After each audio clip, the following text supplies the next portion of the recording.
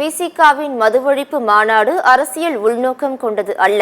மதுவிலக்கில் திமுகவுக்கும் உடன்பாடு உண்டு என்று திருமாவளவன் தெரிவித்துள்ளார். மதுவொழிப்பு மாநாட்டில் பேசிய திருமாவளவன், டாஸ்மாக் கடையை மூடுவதில் நிர்வாக நடைமுறை சிக்கல் இருப்பதாக முதலமைச்சர் தன்னிடம் தெரிவித்ததாக குறிப்பிட்டார்.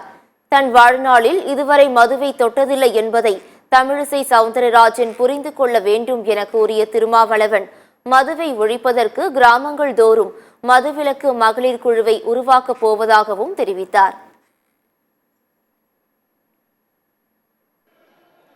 இவர் புதிதாக திறக்கவில்லை, மூட வேண்டும்.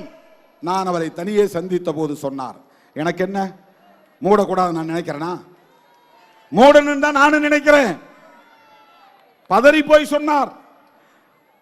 இப்படி எல்லாம் ஊடகங்களில் பேசுகிறார்களே, உங்கள் கட்சியை சார்ந்தவர்களும் பேசுகிறார்களே, மூட வேண்டும் என்றுதான் எனக்கும் பதைப்பு இருக்கிறது.